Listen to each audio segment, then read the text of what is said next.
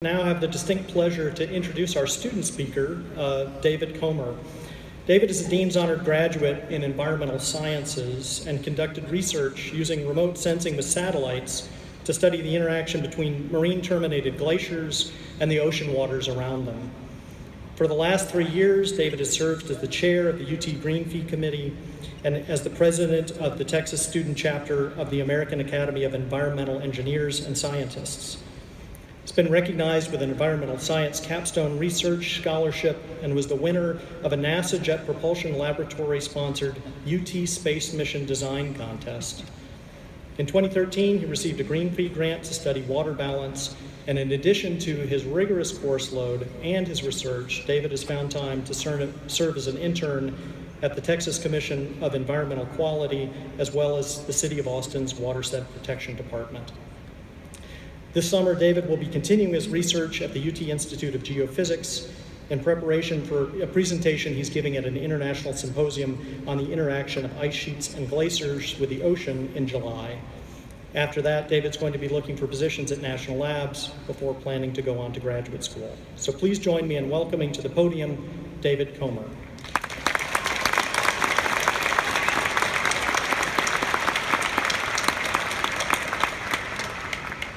Good morning, everyone. I thought I was done with 8 a.m.s, but I guess not. That said, I think this is the best attendance I've ever seen at an 8 a.m., and I know it's not for me, so congratulations to all of you, and to the rest of you guys, thank you for being here. It means a lot to all of us. In the last few years, we've all had to make decisions about what major we pursue in college and how that would impact the direction of our lives after college. We overcame many obstacles to get into UT in the first place, and with time we'd overcome many more to reach the place where we stand today. The truth is, while getting your degree is a major accomplishment, it says very little about what's about to happen to us.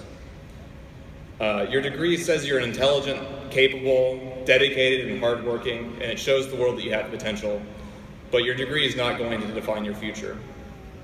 Last week, I was walking with a friend and having a conversation many of us are familiar with. My friend was worried about what the future would hold and had questions about whether she made the right decisions in college. Despite the fact that she was heading to medical school in the fall, she was worried that she would be so busy studying for her next round of exams that she would never have time to pursue the other goals she had in life besides becoming a doctor. Similarly, for many of us, the near future holds a lot of work that seems like it could easily consume our hopes and aspirations. Whether you're going to graduate school or into a job, it's probably unlikely that this next step is going to satisfy all of your desires for the future. So the question is, for all of us, what are we going to do about that? The way I see it, there are two kinds of work in life. There's the work you have to do, the assignments for classes, the work you have to do to keep your job, the errands you have to run to keep your life in order, and so on. Then there's the work you actually enjoy doing. That's the meetings that leave you with more questions than answers, the side projects that get your blood pumping, and the things that really feel like they add value to your life. As we all know, it's easy to get bogged down with the work you have to do and to feel like you have to spend whatever time you have left in the day to recover from this work. At times, the mere thought of trying to do anything else seems insurmountable. And while resting and taking care of yourself is certainly important, I think it's often the extra work that we agree to take on that can give us the energy to keep moving forward. I think that part of this is the motivation that comes from doing something you find meaningful, from being a part of something bigger than yourself, from making progress towards a better world. After all, we live in a world of possibility. We have to ask ourselves what kind of world we want to live in the future. Is it a world where healthcare is accessible to all? A world where everyone has access to clean water or the opportunity to get a proper education? Or is it something else entirely? Those potential futures are amazing and extraordinary, but those are simply too big of problems to go out and start solving today. They're intangible. To work on them is like grasping at straws. So instead, I'd like you to consider what you could do this week, or actually today even, to start moving in that direction. It could be an email you send to a friend or a professor to go discuss an idea you've had. You could be attending a public meeting to help shape public policy in the future. Or it could be volunteering for an organization that's already been established to address the issues you really care about. You don't need every hour of the day to start making a difference. Whatever it may be that gets you out there and gets you started, go out and do it now.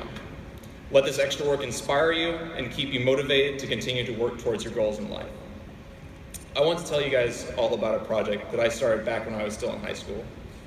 As part of a game meant to teach us about how space missions were a delicate balance of fuel, mass, and budgetary requirements, a few friends and I came up with the idea for a satellite that would study the gravity field of Mars. It wasn't meant to be a serious idea, but when we saw a call for grants applications a year later, we decided we'd try our luck. We found a professor at UT that was willing to sign their name to the project and guide us. We prepared our justifications and mock-ups of the design, and we came in just under the wire for the deadline. Or we thought we had. It turned out we needed one more official signature from the university, and we'd missed that deadline, and that was that. It would be another 3 years before we had the opportunity to share that idea again. This time, the only surprise came when we were paired with a team of aerospace engineering students and mentors from NASA's Jet Propulsion Laboratories to develop the idea further. The project would change direction many times during development, eventually becoming a mission that would hold potential for understanding the early origins of our solar system and perhaps paving the way for a manned exploration of Mars. That was about a year ago now, and some wheels are still turning, but my point is this. As an environmental science student, Mars has little to do with the problems I usually work on. And I really felt like a fish out of water standing in front of some of the world's brightest engineers at JPL. When we started this project, we didn't have the skills or knowledge we needed to pull off what we were proposing. But over the years, we would learn and we'd find the people with the expertise we needed to make this idea become a reality. Every time this project resurfaced, it would start with a simple email and a few people willing to put in some extra time around already busy schedules to craft a proposal and get it in by the deadline. The work would inspire me to take a closer look at what I was interested in, leading me to find the research I work on today, studying glaciers in Greenland. It made me realize just how excited I was by the pursuit of knowledge and spurred me on in my last year of college. Now, this idea could have been stopped if we'd accepted our failure at the very beginning. It could have ended if we'd succumbed to the fear that we were unqualified. We could have given up when we realized that if we ever wanted to fly, we needed to change the direction of the project entirely. And actually, that critical moment came one night as I was on my way to an ecology field lab. We were heading down to South Texas to study the chaparral ecosystem down there. And I got a phone call that said that, well, essentially our mission was dead in the water unless we could come up with a new way of doing it.